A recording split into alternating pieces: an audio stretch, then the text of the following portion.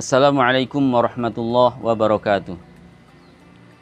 Sahabat Al-Haq, Bapak Ibu, Saudara Saudari semuanya yang saya cintai, kita hidup di dunia ini tidak bisa hidup sebebas-bebasnya tanpa mengikuti aturan Allah Subhanahu wa taala.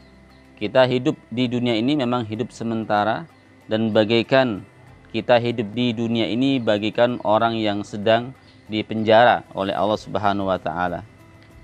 Hadis Rasulullah sallallahu alaihi wasallam mengatakan, "Ad-dunya sijnul mu'min wa jannatul kafir." Dunia itu adalah penjara bagi orang-orang mukmin dan surga bagi orang-orang kafir. Artinya bahwa orang mukmin itu di dunia tidak bisa hidup semaunya sendiri.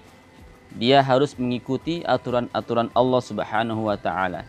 Ada kewajiban-kewajiban yang harus dilaksanakan. Ya, seperti melaksanakan sholat Jumat, melaksanakan sholat 5 waktu, dan kewajiban-kewajiban lainnya. Melaksanakan haji, melaksanakan puasa. Jadi sebagai orang mukmin mengikuti peraturan-peraturan Allah Subhanahu wa taala. Kita tidak bisa hidup sebebasnya, semaunya sendiri. Ini yang disebut dengan bahwa dunia itu sebagai penjara bagi orang-orang mukmin karena tidak bisa hidup bebas. Ya, mungkin kita lagi sedang istirahat, tidur nyenyak di waktu subuh, kita harus segera bangun ketika mendengar azan, atau bahkan lebih bagusnya bangun sebelum azan, ya, melaksanakan sholat tahajud, sholat witir. Nah, kita tidak bisa bebas. Lain dengan orang kafir. Dunia itu adalah surganya bagi orang-orang kafir. Mereka hidup sebebas-bebasnya, tidak ada larangan.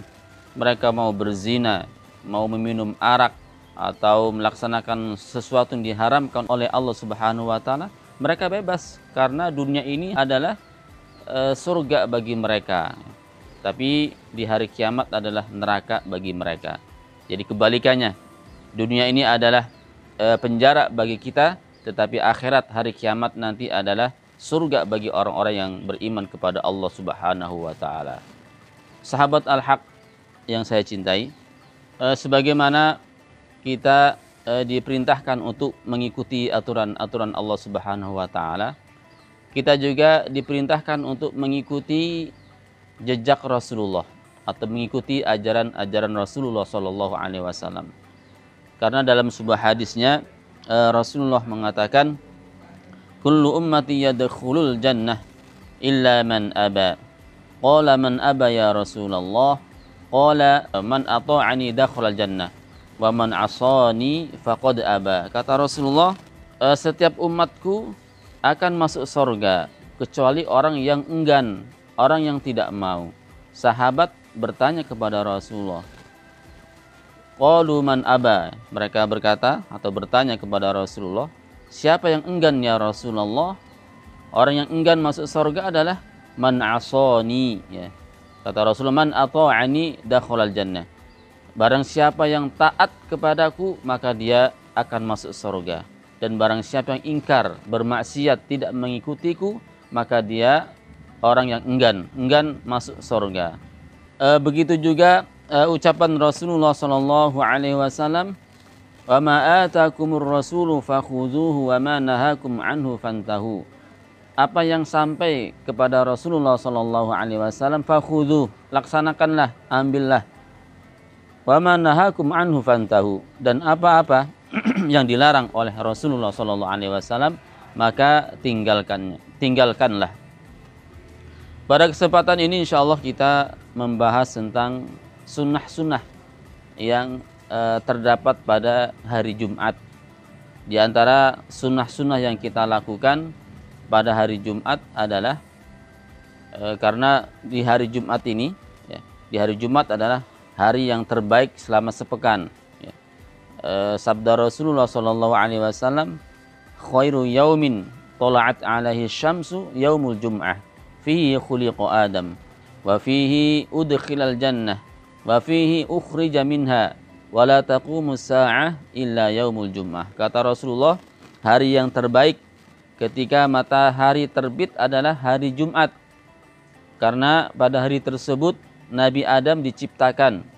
Di hari tersebut juga Nabi Adam dimasukkan surga, dan pada hari itu juga Nabi Adam dikeluarkan dari surga. Dan tidak akan terjadi hari kiamat kecuali pada hari Jumat. Sehingga dalam sepekan ini hari Jumat adalah hari yang terbaik. Maka kita mencoba mempelajari apa saja sunnah-sunnah yang bisa kita lakukan pada hari Jumat ini. Di antaranya adalah yang pertama, hadis Rasulullah panjang sekali.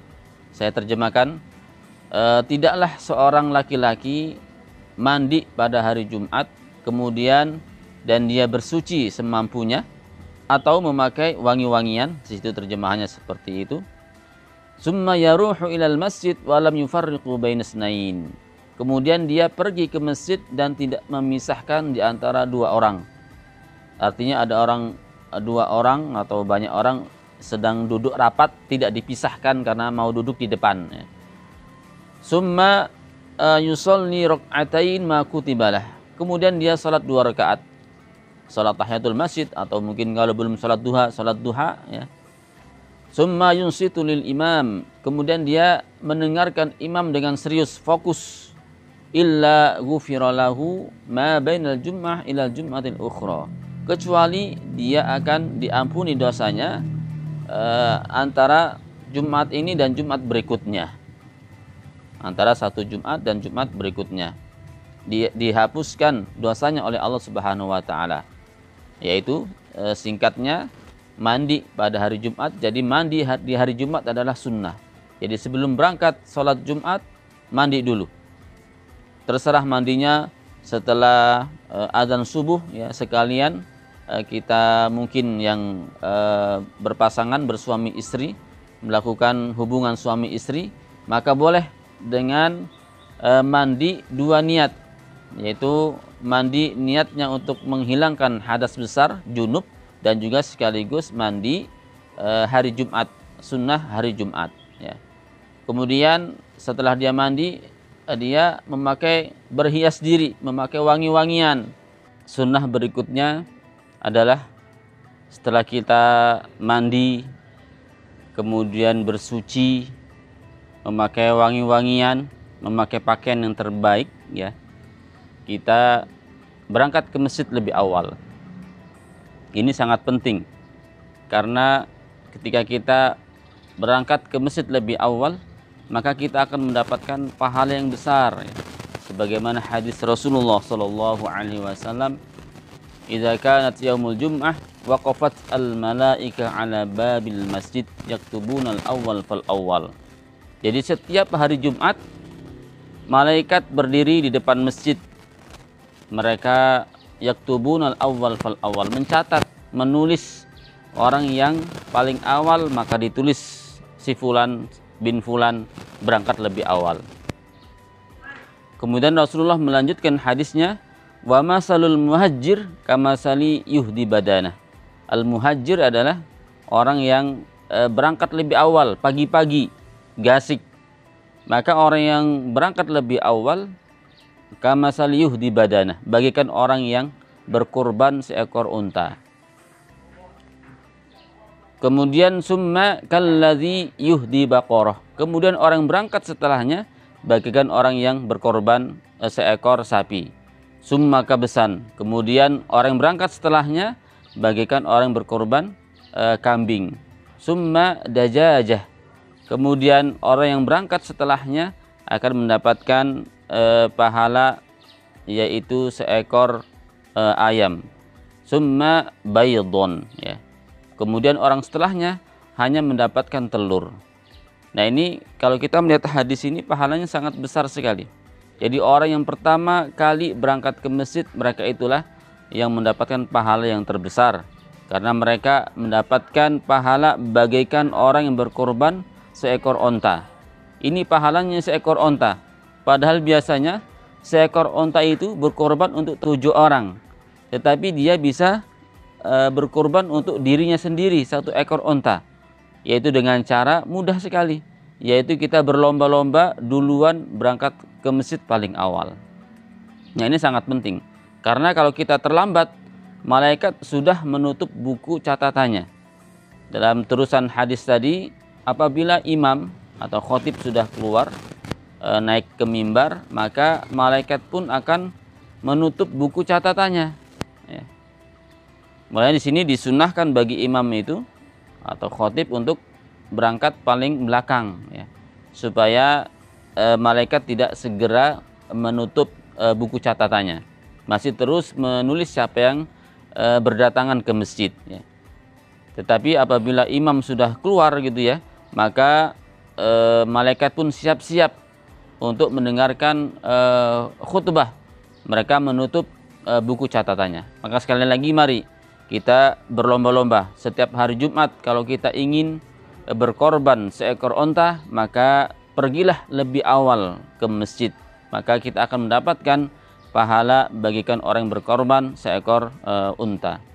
Sunnah yang bisa kita lakukan juga pada hari Jumat adalah memperbanyak membaca sholawat kepada Rasulullah, dikhususkan di hari Jumat. Karena apa? Kita diperintahkan untuk memperbanyak baca sholawat di hari Jumat. Jadi membaca sholawat di hari Jumat ini memiliki kekhususan, ya, yang mungkin tidak bisa didapatkan kecuali di hari Jumat saja. Kata Rasulullah sallallahu alaihi wasallam, "Afdalu yaumin fil usbu' yaumul jum'ah. Fa'aksiru 'alayya min salatin. Fa inna salatakum ma'rudatun 'alayya." Atau kama qala Rasulullah sallallahu alaihi wasallam. Kata Rasulullah, hari yang terbaik dalam sepekan adalah hari Jumat. Maka perbanyaklah membaca salawat untukku. Karena membaca salawat pada hari Jumat ma'rudatun alayya, dinampakkan kepadaku. Jadi seakan-akan orang yang membaca salawat pada hari Jumat seakan-akan bersalawat di hadapan Rasulullah Shallallahu Alaihi Wasallam. Dan ini tidak bisa didapatkan kecuali salawat yang seperti ini kecuali pada hari Jumat saja. Itu diantara sunnah yang sebaiknya kita lakukan pada hari Jumat, memperbanyak salawat. Kemudian sunnah berikutnya, kita dianjurkan untuk membaca surat Kahfi, ya, surat Kahfi, pertengahan Al-Quran, ya, kalau kita buka Al-Quran ada 30 juz, surat Kahfi itu di pertengahan kurang lebih setelah surat Al-Isra. Ya. Kata Rasulullah SAW, "Inna man qara'a surat Al-Kahfi adha'a lahu minan nur bainal jum'atain." Atau kama qala Rasulullah SAW. Barang siapa yang membaca surat Kahfi pada hari Jumat, jadi Jumat itu hitungannya adalah yaitu hari Kamis malam, yaitu setelah sholat maghrib. Kalau hitungan kalender Hijriyah, lain dengan Masehi. Kalau Masehi kan tanggal 12 baru perubahan waktu. Tetapi kalau kita mengikuti hitungan Hijriyah, hitungannya adalah setelah sholat maghrib itu sudah masuk hari yang lain.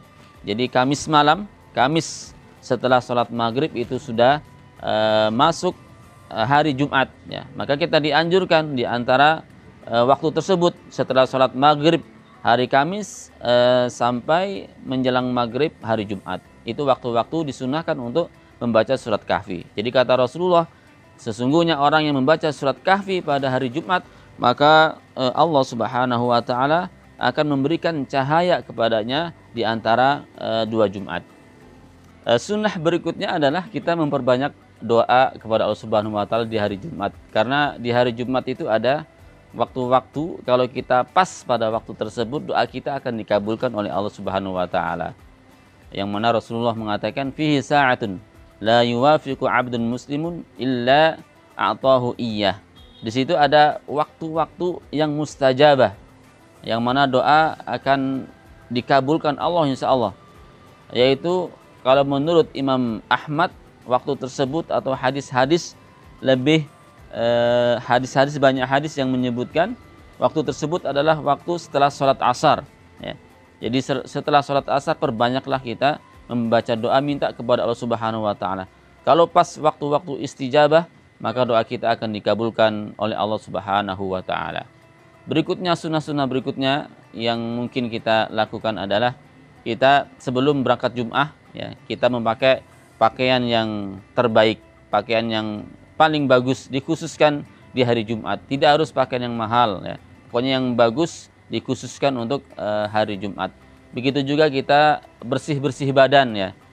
Walaupun tidak ada hadis, setahu saya tidak ada hadis yang secara khusus menyebutkan hal tersebut. Tapi kalau kita mengikuti mazhab Imam Syafi'i, kita dianjurkan di hari Jumat itu untuk memotong kuku gitu ya, membersihkan kuku, dipotong kukunya yang panjang-panjang, kemudian juga rambut ya, rambut ketiak atau rambut kemaluan kalau sudah panjang-panjang dipotong gitu. Itu di antara sunnah-sunnah Rasulullah Shallallahu Alaihi Wasallam pada hari Jumat yang bisa kita lakukan. Insya Allah dengan kita mengikuti sunnah-sunnah Rasulullah Shallallahu Alaihi Wasallam ya, sebagaimana hadis Rasulullah yang disebutkan di awal, akan mempermudahkan kita masuk surga Allah Subhanahu wa taala karena kita termasuk orang-orang yang taat kepada Rasulullah Shallallahu alaihi wasallam. Wallahu a'lam bishawab. Semoga ada manfaatnya. Assalamualaikum warahmatullahi wabarakatuh.